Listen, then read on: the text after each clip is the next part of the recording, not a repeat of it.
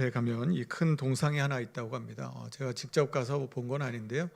TV나 이런 이제 영상이나 보도들을 보면 이제 종종 본 기억이 있습니다. 그런데 그 동상은 한 손엔 저울을 들고 있고요, 다른 한 손에는 칼을 잡고 있는 여인의 모습입니다. 로마 사람들은 이 여신을 유스티티아라고 이렇게 불렀다고 합니다. 영어로는 이게 저스티스인데요, 이제 정의라고 하는 그런 단어가 여기서 나왔다고 합니다. 여러분, 그렇다면 정의라는 이 여신은 왜 저울을 들고 있는 것일까요? 여러분, 저울은 어떨 때 씁니까? 무게를 정확하게 재는 도구입니다.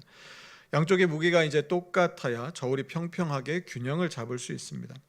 이걸 정의의 상징으로 쓴 이유는 이 재판이나 판단을 할 때 어느 한쪽으로 기울지 않고 양쪽을 다 똑같이 정확하게 공평하게 따져봐야 한다는 그런 뜻이 아닐까 싶습니다.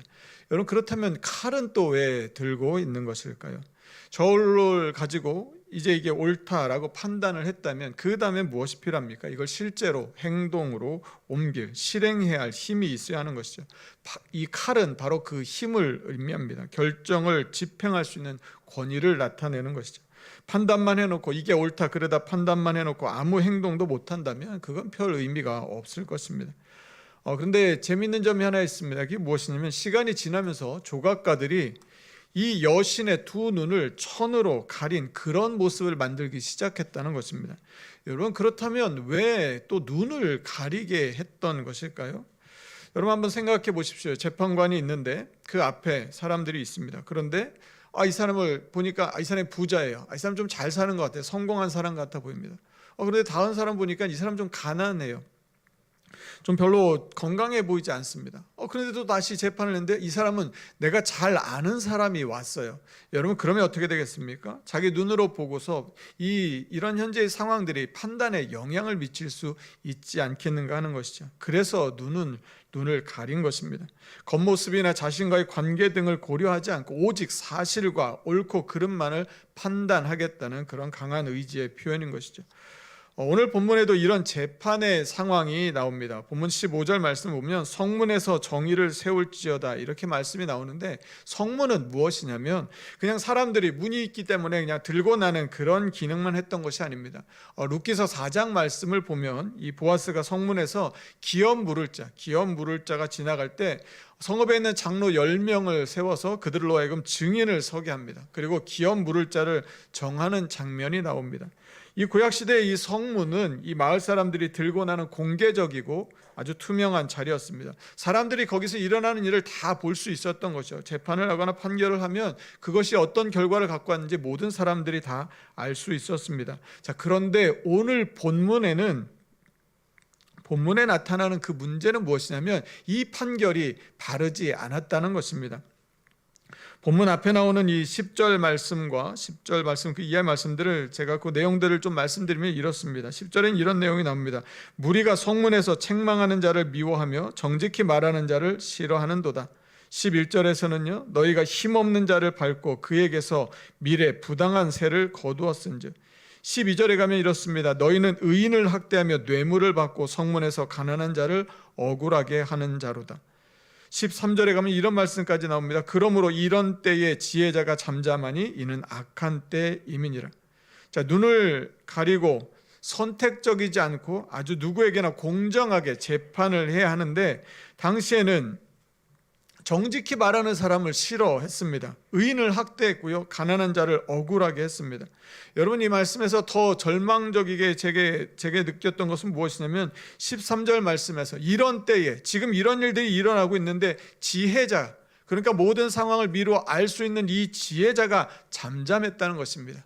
그가 지금 어떤 것인지, 지금 이런 상황이 어떤 것인지, 뭐가 옳고 그른지를 말해야 하는 그 자리에서 지혜로운 사람들조차 아무 말도 하지 않고 침묵했다고 하는 것이죠.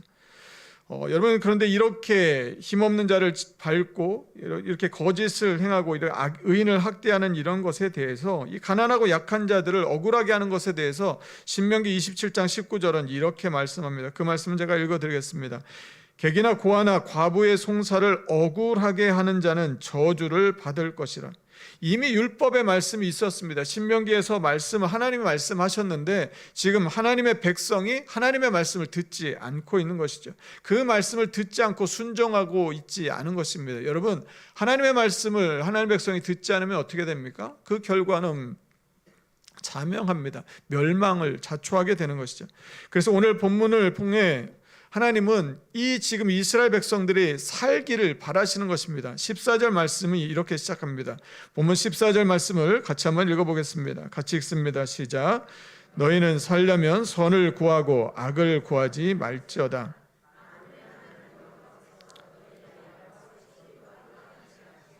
너희는 살려면 지금 이 말씀은 다시 말하면 무엇입니까? 지금 이스라엘 백성도 어디로 가고 있는 거예요? 죽음으로, 멸망으로 가고 있다는 것입니다. 이제 그 길을 멈추고 정말로 살기를 원하면, 회복하기를 원하면 뭐 하라고 말씀하시는 거냐면 선을 구하고 악을 구하지 말라는 것입니다. 15절 앞부분도 이렇게 나옵니다. 너희는 악을 미워하고 선을 사랑하며 성문에서 정의를 세울지어다. 여러분, 살려면 선을 구하고 악을 구하지 말라는 것입니다. 여러분, 그런데 이 말은 너무나 평범하고 누구나 다 아는 말 아닙니까? 그러면 사람들이 선을 구하지 악을 구하겠습니까? 선을 사랑하지 악을 사랑하겠습니까? 그런데 오늘 본문 말씀은 누구나 다 알고 당연한 이 말씀이 지금 이스라엘 백성들 안에 이루어지지 않고 있다는 것입니다.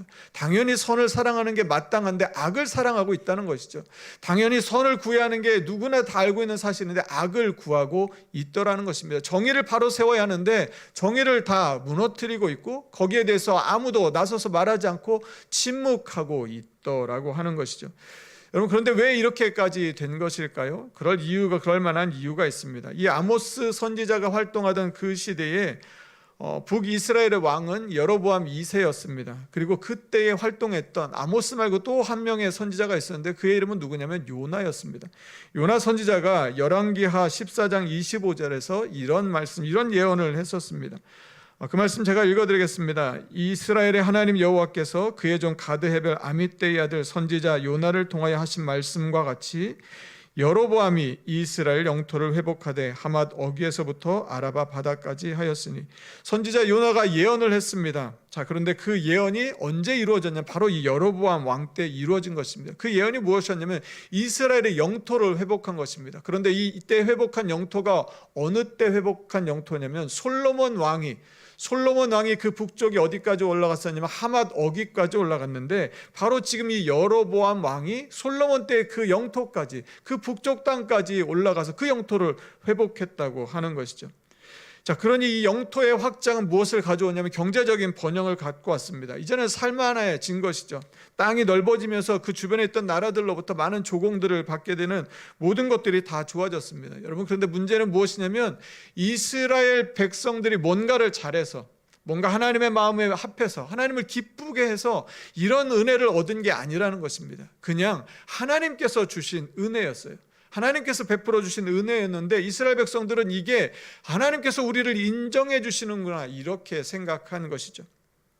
여러분, 여로보암 2세에 대한 성경의 판단, 성경이 내리는 평가가 무엇이냐면 여호와 보시기에 악을 행한 왕이었습니다.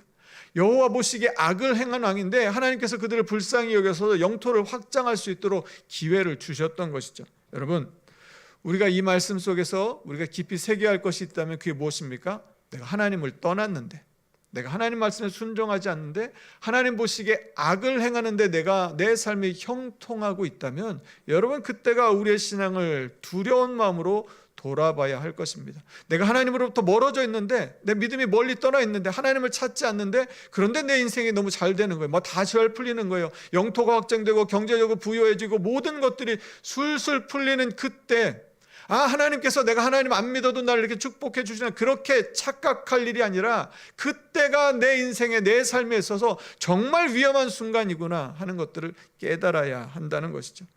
오늘 본문 앞에 나오는 이 4절과 6절에서 하나님은 뭐라고 말씀하시면 이렇게 말씀합니다. 4절 앞에 나오는 부분은 제가 읽어드리겠습니다.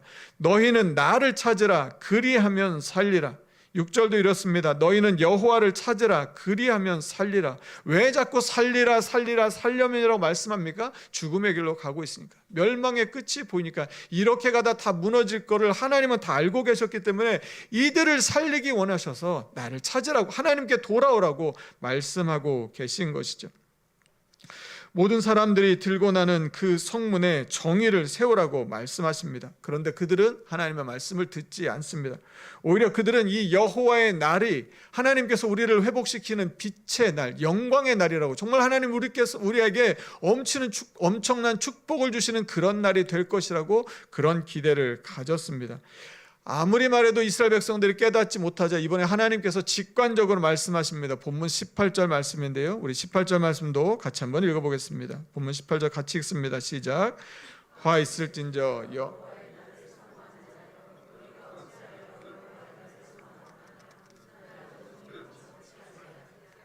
이스라엘 백성들은 그날을 사모했어요. 여호와의 날만 오기를 막 사모하고 간절히 기다렸습니다. 그런데 하나님 보실 때 그날은 화의 날이에요. 심판의 날이에요. 그런데 그날을 기다리고 있는 이 아이러니인 것이죠. 여러분, 하나님께서는 이스라엘 백성들이 그래도 깨닫지 못해서 19절 말씀에 더 실감나게 이렇게 비유를 들어서 말씀하십니다. 그날은 어떤 날이 될 것인가? 마침 사람이 사자를 만났어요. 그런데 사자를 피했어요.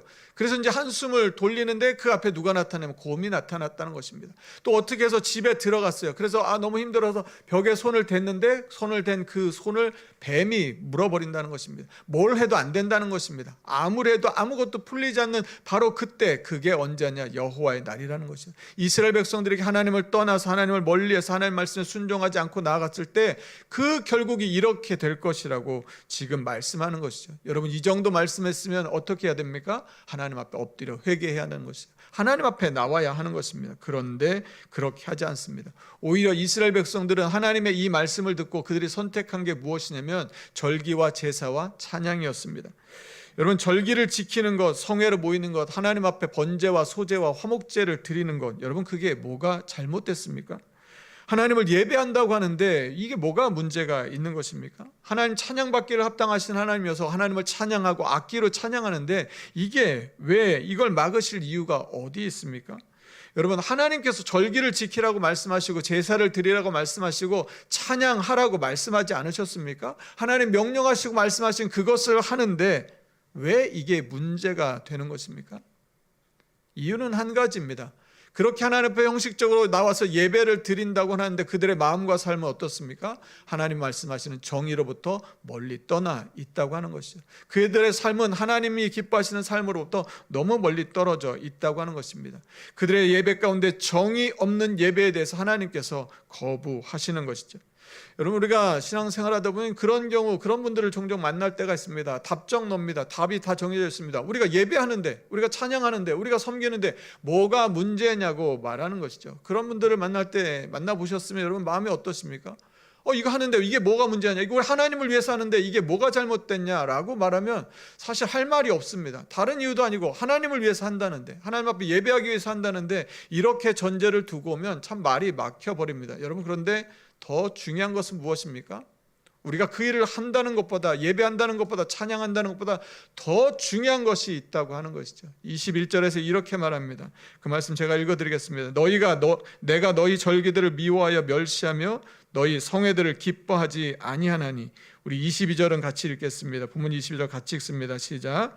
너희가 내게 번제나 소제를 드릴지라도 내가 받지 아니할 것이요 살진 희생의 화목제도 내가 돌아보지 아니하리. 23절은 제가 읽습니다. 내 노랫소리를 내 앞에서 그칠지어다 내 비파 소리도 내가 듣지 아니하리라. 여러분, 찬양을 하고 예배를 하고 절기를 지키는 것보다, 어떤 사역을 하고 봉사하고 섬기는 것보다 더 중요한 것은 이것을 하나님이 기쁘시게 받는가 하는 것이죠. 하나님이 이를 기뻐하시는가 하는 것이 더 중요하다는 것입니다. 여러분, 나는 열심히 예배를 드렸습니다. 열심히 섬겼습니다. 열심히 봉사했는데 하나님이 그거 기뻐하지 않으시고 지금 오늘 나온 말씀처럼 하나님 받지 않겠다, 돌아보지 않겠다 말씀하시면 여러분, 그게 무슨 의미가 있습니까? 여러분, 그냥 내가 그렇게 섬겼다, 내가 예배했다, 내가 그렇게 봉사했다, 너무 즐겁다, 감사하다, 이걸로 스스로 위안이 될지는 모르지만 정작 중요한 하나님은 그것을 받지 않으신다는 것이죠. 여러분, 오늘 우리가 하나님 앞에 예배하면서 우리의 마음을 늘 돌아보아야 합니다. 나의 예배를 하나님이 기뻐 받으시는가? 내가 예배를 드리고 예배 자리에 앉았다가 중요한 게 아니라 하나님이 나의 예배를 받으시는가? 하나님 나를 기뻐하시는가? 하나님이 이 예배, 이 찬양을 하나님 흠양해 주시는가 하는 게 훨씬 더 중요한 문제라고 하는 것입니다. 이스라엘 백성들은 하나님 앞에 나오기는 했지만 그들의 예배는 정의가 무너진, 그들의 삶이 뒤따르지 않는 삶과 거리가 있는 그런 모습들이었습니다. 여러분, 우리도 마찬가지 아닌가 하는 것입니다. 예배하고 있다는 착각에 빠져서 형식적인 예배를 드리고 있다면 과연 그 예배를 하나님이 기쁘게 받아주실지를 우리는 늘 먼저 질문하고 하나님 앞에 물어봐야 할 것입니다. 영토가 넓어지고 경제적인 여유가 생겼으니 하나님이 자신의 편이라고 생각했던 그것은 그들의 착각이었습니다. 그래서 여호와의 날이 빨리 오기를 기다리고 간절히 사모했던 그것은 그들은 하나님의 뜻을 전혀 모르는 어리석은 생각이었던 것이죠. 여러분, 하나님 앞에서의 진정한 성공은 영토가 늘어나고 사람들이 말하는 어떤 그런 성공이 아닐 수 있다는 것입니다. 하나님이 보시는 것은 그 시대에, 그 사회에, 그 공동체에 정의가 살아있는가 하는 것이죠. 여러분, 그 정의가 바로 세워졌는지를 우리는 어디서 알 수 있습니까? 그 공동체에서 가장 약한 자들을 보면 알 수가 있습니다.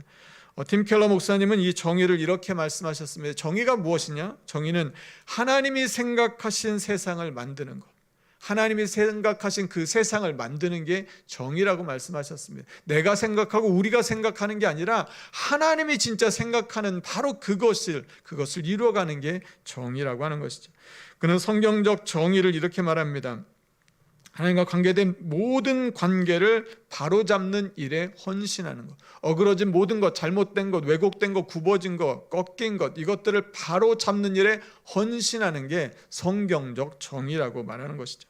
또 이렇게도 말합니다. 하나님의 피조물로서 각자에게 마땅히 돌아가야 할 그 몫을 나눠줄 때 비로소 정의가 실현되었다고 그는 보았습니다. 각자에게 마땅한 몫이 있다는 것입니다. 그 몫을 각자가 다 누리게 되었을 때 그게 정의가 실현되었다는 것이죠. 여러분, 정의라고 하는 것은 우월한 사람이, 높은 사람이, 위에 있는 사람이, 많은 것을 가진 사람이 그 아래에 있는 사람에게 뭔가를 베풀어주는, 뭔가를 도움을 주는, 시혜를 베푸는 것을 말하지 않습니다. 정의는 각자가 이미 마땅히 받아야 할 것들, 마땅히 누려야 할 것들을 온전히 되돌려주는 것, 그것들을 누릴 수 있게 해주는 것, 그것이 정의라고 하는 것이죠. 그런데 북이스라엘은 그렇게 하지 못했습니다. 아모스 8장 6절 말씀을 보면 이런 말씀이 있습니다. 은으로 힘없는 자를 사며 신 한 켤레로 가난한 자를 사며 찌꺼기 밀을 팔자 하는도다. 무슨 말입니까? 다른 사람을 삽니다. 힘없는 자를 그냥 적은 가격에, 아주 작은 가격에 그를 삽니다. 그래서 종으로 부립니다. 신 한 켤레, 여러분, 신 한 켤레가 얼마나 가격이 나가겠습니까? 그런데 신 한 켤레로 가난한 자를 삽니다. 가난해서 그것도 어떻게 할 수 없는 그런 형편의 사람을 사서 그를 자신의 종으로, 자기가 노예로 부리는 것이죠. 찌꺼기 밀을 판답니다. 이 찌꺼기는 무엇입니까? 알맹이는 다 빠지고 껍데기만 있는 것이 먹을 수가 없는 겁니다. 그거를 팔겠다는 것이죠. 이런 사회가 되었다고 하는 것입니다. 팀 켈러 목사님이 이런 말씀도 하셨습니다. 공의를 행하는 데는 잘못을 바로잡는 일뿐만 아니라 사람들, 특히 가난하고 연약한 이들을 포용하며 사회적 관심을 갖는 일도 포함된다. 공의를 행하는 것, 정의와 공의를 행한다는 것은 무엇이냐면 잘못된 것을 바르게 잡는 것뿐만 아니라 한 가지가 더 있는데 그게 무엇이냐면 가난하고 연약한 이들을 포용하고 사회적 관심을 갖는 것, 이것 또한 공의를 행하는 일이라는 것이죠. 그렇게 될 때 어떤 일이 일어나게 되냐면 하나님의 성품이 드러나게 된다는 것입니다. 오늘 우리 찬양대가 찬양한 것처럼 예수님의 성품이 나의 인격이 되기를 원하는 것, 그런 삶을 어떻게 살 수 있다고 말하냐면 가장 약한 자, 작은 자, 소리조차 내지 못하는 그들을 돌보는 것, 그들을 예수님의 사랑으로 돌볼 때 우리 안에서 하나님의 성품이 드러나게 된다는 것이죠. 여러분, 정의는 무엇입니까? 정의는 우리를 하나님의 성품을 닮은 그리스도인이 되게 만들어줍니다. 오늘 본문 24절은 우리에게 이렇게 말합니다. 우리 24절 말씀을 한 번 더 같이 읽어보겠습니다. 같이 읽습니다. 시작. 오직 정의를 물같이 공의를 마르지 않는 강같이 흐르게 할지어다. 정의가 물같이 흐른다는 것은 이 정의가 메말라 죽어가는 사회, 그 약한 자들, 가난한 자들, 병든 자들, 소외된 자들에게 이 정의가 흘러 들어가서 그들에게 생명을 공급하는 것입니다. 여러분, 물은 어떻습니까? 물은 가로막으면 거기 고이게 됩니다. 고이면, 오래 고이게 되면 썩게 되는 것이죠. 하지만 계속해서 흐르게 놔두면 여러분, 물은 어디로 흐릅니까? 낮은 데로, 낮은 데로, 더 낮은 데로 흘러가는 게 물의 속성입니다. 정의도 마찬가지라는 것입니다. 어떤 누군가 그것들을 다 권력이나 힘들을 가로막지 않고 계속해서 흘러가서 어디까지? 고아와 과부와 나그네 같이 힘없고 가난하고 연약한 자들에게까지 하나님의 정의가 흘러가게 해야 한다는 것이죠. 팔레스타인에는 이 두 종류의 시내가 있다고 합니다. 이 하나는 와디라고 하는데요, 와디는 뭐냐면 우기에는 물이 콸콸 넘쳐납니다. 그런데 건기가 되면 여기에 물이 흘렀는가 싶을 정도로 완전히 바싹 말라버린다고 합니다. 그런가 하면 또 하나의 시내는 뭐냐면 에이탄이라고 합니다. 에이탄은 오늘 이 본문의 24절에서 마르지 않는 이라고 번역된 그런 단어입니다. 마르지가 않습니다. 항상 한결같습니다. 계속 변함없이 계속 흐르는 강을 에이탄이라고 말합니다. 여러분, 하나님이 원하시는 것은 무엇입니까? 선택적이지 않습니다. 누군가에게는 굉장히 관대한데 누군가에게 굉장히 인색한 그런 정의가 아니라 누구에게나 보편적인 것이죠. 일시적으로 어떤 때는 풍성한데 어떤 때는 메말라 버리는 게 아니라 선택적이지 않고 일시적이지 않고 누구에게나 동일하게 적용되는, 끊이지 않고 지속되는 그런 정의를 말씀하는 것입니다. 바로 이것이 하나님 나라를 세우는 초석이 되는 것이죠. 하나님 나라는 바로 이 정의와 공의 위에 세워진 나라입니다. 세상의 성공의 잣대로 사람을 평가하는 것이 아니라 하나님의 자녀라고 하면 그가 누구든지 어떤 사람이든지 다 소중하게 하나님의 백성으로 대하는 그런 나라가 하나님 나라인 것이죠. 불량한 자전거 여행이라고 하는 이런 소설이 있습니다. 이 소설에는 자전거로 여행을 갑니다. 근데 한 1100km 정도 여행을 갑니다. 그래서 여행 모임이 사람들이 함께 모여서 이제 오르막길을 오르고 있는데 그때 이런 내용이 나옵니다. 한 삼촌이 이렇게 이야기를 합니다. 이제부터 만석이랑 문안이가 고생 좀 하겠다. 자, 그런데 이 만석이와 문안이는 누구냐면 이 모임 중에서 자전거를 가장 잘 타는 사람입니다. 자전거를 아주 가장 잘 타는 사람인데 지금부터 이제 고생 좀 하겠다 이렇게 말을 하니까 그 말이 좀 의아하게 들렸습니다. 자, 그럼 삼촌이 다시 한번 말합니다. 잘 타니까 고생이지. 잘 타니까 고생이지. 못 타는 사람은 자기 자전거만 책임지면 되지만 잘 타는 사람은 못 타는 사람까지 챙겨야 되거든. 단체 여행은 그런 거야. 자, 잘 타는 사람, 못 타는 사람은 자기 것만 끌고 가면 되는데 잘 타는 사람은 못 타는 사람들이 갈 수 있도록 도와줘야 되기 때문에 오히려 잘 타는 사람이 고생이 된다는 것입니다. 그러면서 이런 말을 합니다. 가장 느린 사람의 속도가 그 단체의 속도가 되는 거야. 가장 느린 사람의 속도가 그 단체의 속도가 되는 거예요. 험한 고갯길을 오를 때 빠른 사람들이 먼저 가버리는 것이 아닙니다. 뒤처지는 사람들의 등을 밀어주면서 다 같이 천천히 올라가는 것이죠. 빠른 사람이 느린 사람 먼저 가서 느린 사람이 올 때까지 기다려주는 게 아닙니다. 처음부터 속도는 정해져 있습니다. 가장 느린 사람에게 속도를 맞추어서 함께 가는 것입니다. 아마 여러분이 잘 아시는 말 중에 그런 말이 있지 않을까 싶습니다. 빨리 가려면 혼자 가고 멀리 가려면 함께 가라. 빨리 가고 싶으면 나 혼자 달려가면 됩니다. 내가 원하는 것 이루면 됩니다. 그런데 멀리 가고 싶다면 함께 가라는 것이죠. 여러분, 함께 가면 어떻습니까? 속도가 느릴 수밖에 없습니다. 사정이 너무 많은 것이죠. 그 사정 하나하나 다 헤아려 주다 보면 갈 수가 없습니다. 그런데요, 그렇게 가는 게 멀리 가는 지름길이라고 하는 것입니다. 가장 느린 사람의 속도가 그 단체의 속도가 되었을 때 바로 이 공동체가 하나님의 정의가 실현되는 그런 공동체가 아닐까 싶습니다. 그런데 북이스라엘은 그렇지 못했습니다. 그들은 경제적 번영과 부유함으로 베델과 단의 절기를 지키고 제사를 드렸지만 그들에게 있어야 될 정의는 없었습니다.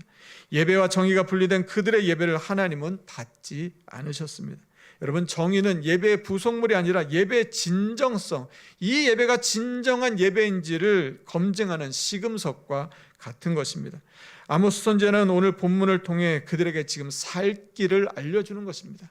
본문 14절인데요. 14절 말씀 제가 한 번 더 읽어드리겠습니다. 14절과 15절 앞에 부분들 말씀만 읽어드리겠습니다. 너희는 살려면 선을 구하고 악을 구하지 말지어다. 너희는 악을 미워하고 선을 사랑하며 성문에서 정의를 세울지어다. 여러분, 살 길은 분명합니다. 선을 구하고 악을 구하지 않는 것, 악을 미워하고 선을 사랑하는 것입니다. 정의를 바로 세우는 것, 바로 이것이 살 길인 것이죠. 사람이나 상황에 따라 선택적이지 않습니다. 힘 있는 자들이나 거칠고 목소리 큰 사람들이 아니라 가난하고 약하고 낮은 자들이 기준이 되는 것이죠. 가장 늦은 사람이 기준이 되는 것입니다. 그래서 그들을 향해서 낮은 곳으로, 더 낮은 곳으로 끊어지지 않고 계속해서 흘러가게 하는 것이죠. 여러분, 어딘가 막히면 썩게 된다는 것을 우리는 기억해야 할 것입니다. 하나님의 정의는 그런 것입니다. 하나님 나라는 그런 하나님의 정의가 실현되는, 하나님이 다스리는 곳입니다. 오늘 말씀을 통해 우리가 우리의 삶 한번 다시 한번 돌아봤으면 좋겠습니다. 우리가 세워야 할 정의는 무엇입니까? 우리가 돌아봐야 할 그 낮은 곳은 어디입니까? 그리고 그 낮은 곳에는 과연 누가 있습니까? 예배를 예배되게 하기 위해서 우리가 먼저 살펴봐야 할 것은 바로 이 정의입니다. 오늘 예배하는 우리들에게 이제 정의는 더 이상 선택이 아닙니다. 필수인 것이죠. 정의는 나와 내가 속한 공동체가 건강하고 바르게 살기 위해 필요한 것입니다. 이 중요한 정의를 결코 다른 사람들에게만 맡길 수는 없습니다. 이 정의가 바로 세워질 때까지 만족해서는 안 되는 것이죠. 있으면 좋고 없으면 많은 그런 것이 아닙니다. 정의는 모두가 살기 위해서 반드시 필요한 것입니다. 하나님의 정의가 바로 세워진 그런 나라, 그런 사회, 그런 교회, 그런 세상이 되기까지 우리는 그렇지 못한 상태에 만족해서는 안 될 것입니다.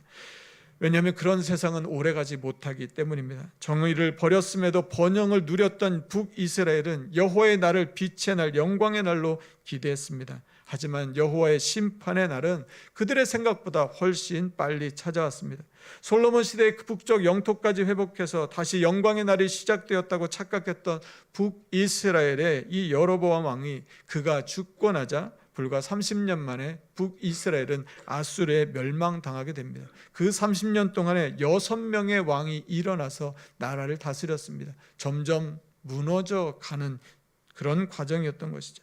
그 멸망 전에 마지막으로 이스라엘 백성들이 살 길, 이스라엘 백성들이 다시 회복하고 다시 일어날 수 있는 길, 그 답으로 주신 것이 무엇이냐면 바로 정의였습니다. 그들은 어떻게든 정의를 붙잡아야 했습니다. 하지만 알려줘도 그들은 하지 않았습니다. 우리의 길도 여기서 갈라지게 될 것입니다. 생명의 길, 멸망의 길이 정의에 달려 있습니다. 나와 내가 속한 공동체, 나의 직장과 나라와 민족의 운명도 여기에 달려 있습니다. 본문 24절 말씀을 우리가 함께 한 번 더 읽고 오늘 말씀을 마치고자 합니다. 같이 읽겠습니다. 시작. 오직 공의를 물같이, 공의를 마르지 않는 강같이 그러게 할지어다. 아멘. 선을 구하고 정의를 세워 멸망이 아닌 생명의 길로 나아가 하나님이 다스리시는 하나님 나라 백성으로 살아가는 저와 여러분의 삶이 되기를 간절히 축복합니다. 우리 같이 함께 찬양하겠습니다. 주의 나라가 임할 때, 하나님 임재하실 때 예배가 회복되며 기적은 일어나네. 전능하신 주, 영원하신 능력의 통치자, 자유가 선포되어 주 백성 돌아오네. 하나님 나라 임하소서. 영광과 존귀, 능력과 위엄, 놀라운 사랑의 기적의 하나님, 지금 이곳에 오소서. 하나님의 정의가 살아있고 하나님의 다스림이 있는 하나님 나라, 그런 하나님 나라 백성으로 살기를 소망하는 마음으로 우리 다 함께 자리에서 일어나셔서 우리 결단의 찬양으로 찬양하며 나아가겠습니다.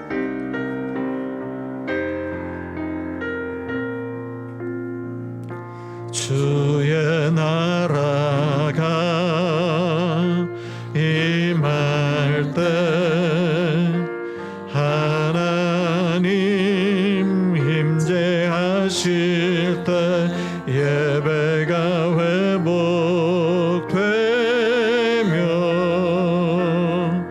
기적은 일어나네.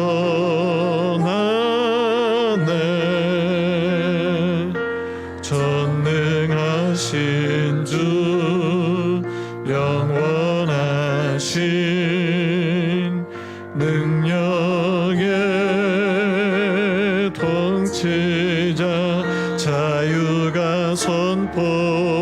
확보되며 주 백성 돌아오네.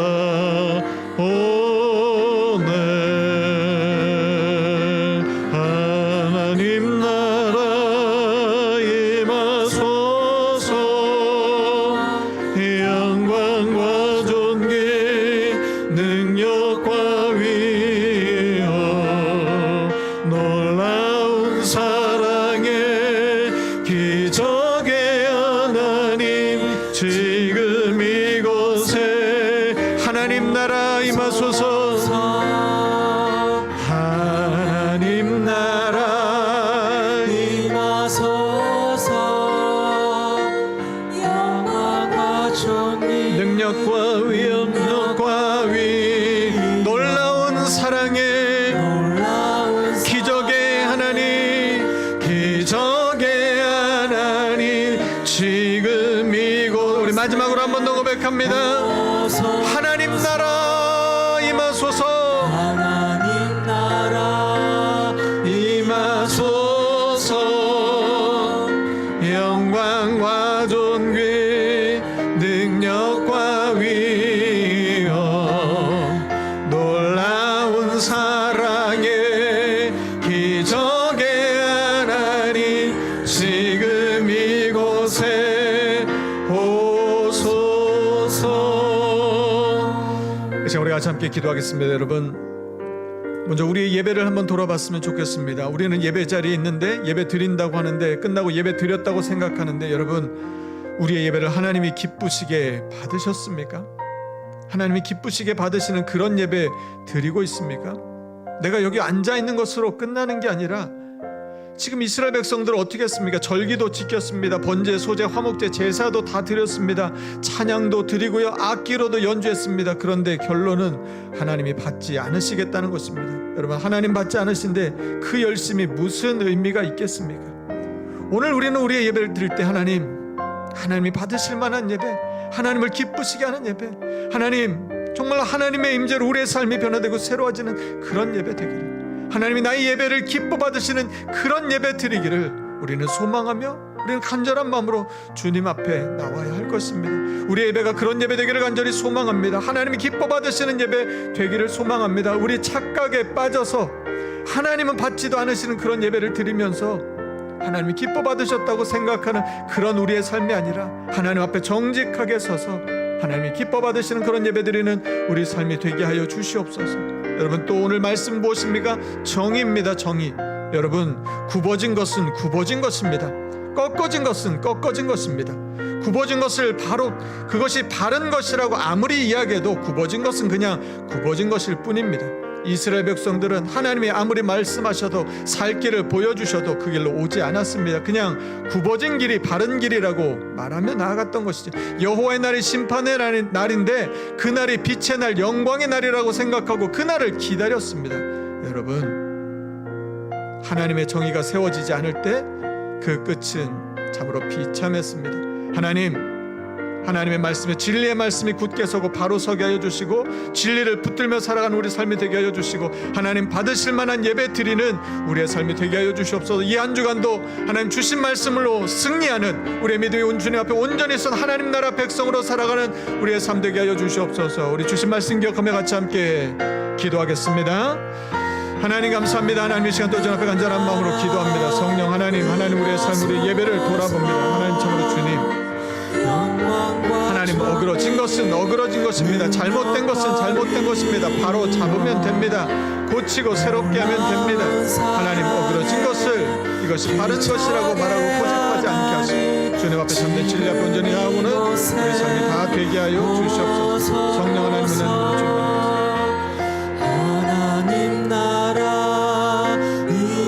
하나님 가난하고 약하고 하나님 아무 소리도 낼 수 없는 그 연약한 자들에게 하나님의 정의가 물같이 하나님 공의가 마르지 않는 강같이 흘러가는 그런 삶이 되게 하여 주시옵소서. 내 시선에 내 눈에 내 삶의 걸음이 낮은 곳으로 일어서 하나님 그것을 우리 하나님의 성품이 예수 그리스도의 성품이 하나님 드러나는 그런 삶을 살아가는 우리 되게 하여 주시옵소서. 하나님이 한 주간도 하나님의 말씀 붙들고 나아갑니다. 우리의 예배를 돌아봅니다. 정직하게 들여다봅니다. 하나님이 나의 보실지 하나님 두려운 마음으로 하나님 바랍니다. 여기 앉아있는 것, 여기 나온 것보다 더 중요한 하나님이 내 예배를 어떻게 보시는지를 하나님 그 마음을 우리 돌아보게 해주시고 하나님 말씀대로 온전히 나아가는 우리 삶이다 되게 하여 주시옵소서. 하나님 성으로 주님이 기뻐하시는 은혜 삶을 살아가는 우리 삶이 되게 하여 주시옵소서.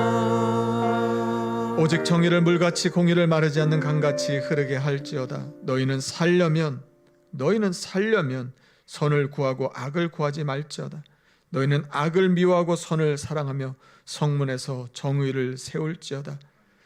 사랑이 많으신 하나님 아버지, 이스라엘 백성들에게 하나님의 살 길을 말씀하시고 나를 찾으라, 여호와를 찾으라, 그러면 살리라 말씀하셔도 하나님 이스라엘 백성들은 듣지 않고 하나님이 주신 그 은혜로 주신 것을 자기들이 이룬 것인 것으로 착각하고 그 성취에 취해서 그냥 계속해서 멸망의 길로 갔습니다. 하나님, 오늘 우리는 그렇지 않은지 우리의 삶을 돌아봅니다. 하나님 하나님 믿음으로 떠나 있는데 하나님 온전히 예배하고 섬기지 않는데 내 삶이 잘 되고 있다면 하나님 그때가 위기인 줄 알고 다시 하나님께 돌아오고 다시 하나님을 찾고 하나님의 은혜를 구할 수 있는 그런 은혜가 있게 하여 주시옵소서. 그 성취에 취해 있다가 이스라엘 백성들 정말 얼마 못 가서 결국 다 무너져 버리고 흔적조차 없어져 버렸습니다. 하나님, 두려운 마음으로 주님 앞에 서게 하여 주시고 하나님, 너무나 당연한 것, 선을 사랑하고 악을 미워하는 것 누구나 다 하는 것, 그런데 그 기본적인 것조차 되지 않았던 이스라엘 백성들의 삶, 정의가 바로 세워지 않음에도 불구하고 정의가 굽어지고 꺾어지고 무너져 있던 그 삶, 하나님, 오늘 우리의 삶은 그렇지 않은지 돌아봅니다. 특별히 하나님, 이 땅 대한민국을 바라봅니다. 하나님의 정의와 공의가 바로 서게 하여 주시고 하나님이 다스리는 나라 되게 하여 주시옵소서. 우리의 삶이 그렇게 되게 하여 주시옵소서. 무엇보다 하나님, 우리의 예배가 하나님 기뻐 받으시는 예배 되도록, 하나님 예배 자리에 온 것으로 하나님 예배 드렸다는 그 만족감으로, 그 안도감으로 끝나는 것이 아니라 정말로 하나님이 기뻐 받으시는 그 예배를 드리기를 간절히 소망하여서 정말로 하나님의 임재와 하나님의 은혜로 가득 찬 그런 예배를 드리며 살아가는 우리 모두의 삶이 다 되게 하여 주시옵소서. 이 한 주간도 하나님 나라 백성으로 은혜 가운데 살아가는 삶이 되기를 간절히 소망하며 감사드리며 예수님 이름으로 기도드립니다. 아멘. 이제는 우리 주 예수 그리스도의 은혜와 하나님의 사랑과 성령의 교통하심이 주신 말씀 붙들고 이 한 주간도 하나님을 기뻐하는 참된 예배를 드리며 거짓되고 어그러진 것들을 바로잡아 하나님의 정의를 바로 세우며 정말 하나님 나라 백성으로 살아가길 소망하고 다짐하는 오늘 예배는 우리 모든 성도들 위해, 그들의 가정과 일터 위에, 이 땅 대한민국 위에 이제부터 영원까지 함께 하시기를 간절히 축원하옵나이다. 아멘.